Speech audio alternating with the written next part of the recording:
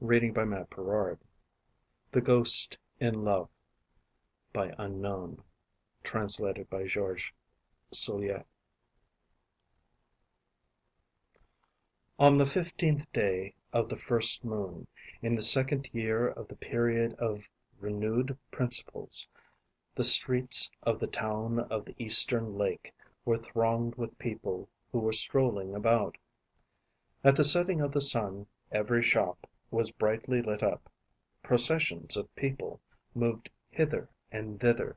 Strings of boys were carrying lanterns of every form and color. Whole families passed, every member of whom, young or old, small or big, was holding at the end of a thin bamboo the lighted image of a bird, an animal, or a flower. Richer ones, several together, were carrying enormous dragons whose luminous wings waved at every motion and whose glaring eyes rolled from right to left. It was the fête of the lanterns. A young man, clothed in a long pale green dress, allowed himself to be pushed about by the crowd. The passers by bowed to him.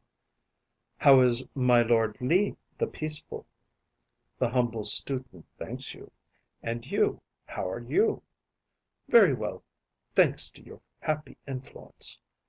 "Does the precious student soon pass his second literary examination?" "In 2 months. Ignorant that I am idling instead of working." The fête was drawing to a close when the Peaceful quitted the main street and went towards the east gate, where the house was to be found in which he lived alone. He went farther and farther. The moving lights were rarer. Ere long he only saw before him the fire of a white lantern decorated with 2 red peonies. The paper globe was swinging to the steps of a tiny girl, clothed in the blue linen that only slaves wore. The light, behind, showed the elegant silhouette of another woman, this one covered with a long jacket made in a rich pink silk edged with purple. As the student drew nearer, the belated walker turned round, showing an oval face and big long eyes, wherein shone a bright speck, cruel and mysterious.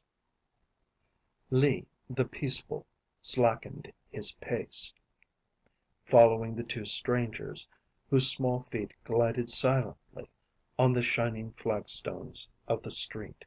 He was asking himself how he could begin a conversation, when the mistress turned round again, softly smiled, and in a low, rich voice said to him: "Is it not strange that in the advancing night we are following the same road?"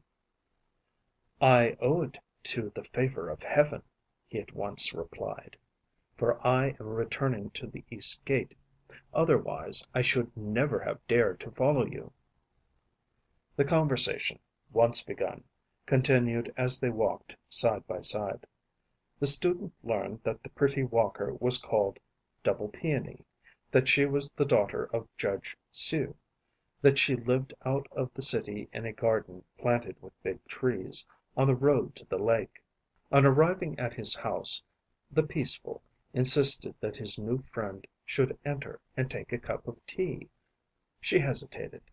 Then the 2 young people pushed the door, crossed the small yard bordered right and left with walls covered with tiles, and disappeared in the house. The servant remained under the portal. Daylight was breaking when the young girl came out again, calling the servant, who was asleep. The next evening she came again, always accompanied by the slave bearing the white lantern with 2 red peonies. It was the same each day following. A neighbor who had watched these nocturnal visits was inquisitive enough to climb the wall which separated his yard from that of the lovers, and to wait, hidden, in the shade of the house. At the accustomed hour the street door, left ajar, opened to let in the visitors. Once in the courtyard, they were suddenly transformed. Their eyes became flaming and red, their faces grew pale, their teeth seemed to lengthen, an icy mist escaped from their lips. The neighbor did not see any more. Terrified, he let himself slide to the ground and ran to his inner room. The next morning he went to the student and told him what he had seen. The lover was paralyzed with fear. In order to reassure himself, he resolved to find out everything he could about his mistress. He at once went outside the ramparts, on the road to the lake, hoping to find the house of Judge Hsu. But at the place he had been told of there was no habitation. On the left, a fallow plain, sown with tombs, went up to the hills. On the right, cultivated fields extended as far as the lake. However, a small temple was hidden there under big trees. The student had given up all hope. He entered, notwithstanding, into the sacred enclosure, knowing that travelers stayed there sometimes for several weeks. In the first yard a bonze was passing in his red dress and shaven head. He stopped him. "Do you know Judge Hsu? He has a daughter." "Judge Hsu's daughter?" asked the priest, astonished. "Well, yes. But wait, I will show her to you." The peaceful felt his heart overflowing with joy. His beloved was living. He was going to see her by the light of day. He quickly followed his companion. Passing the first court, they crossed a threshold and found themselves in a yard planted with high pine trees and bordered by a low pavilion. The bonze, passing in first, pushed a door, and, turning round, said, "Here is Judge Hsu's daughter." The others stopped, terrified. On a trestle a heavy black lacquered coffin bore this inscription in golden letters: "Coffin of double peony. Judge Hsu's daughter." On the wall was an unfolded painting representing the little maid. A white lantern decorated with two red peonies was hung over it.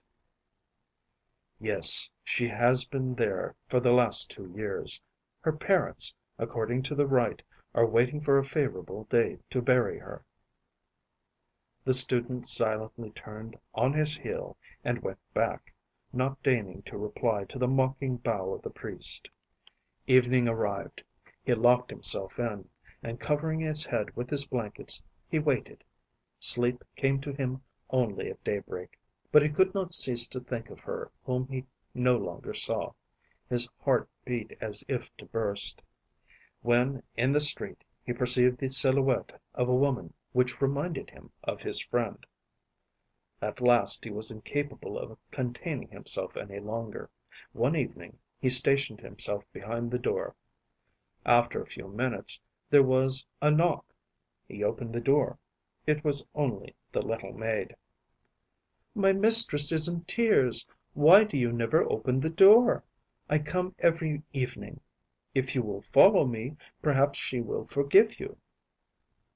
The peaceful, blinded by love, started at once, walking by the light of the white lantern. The next day the neighbors, seeing that the student's door was open, and that his house was empty, made a declaration to the governor of the town.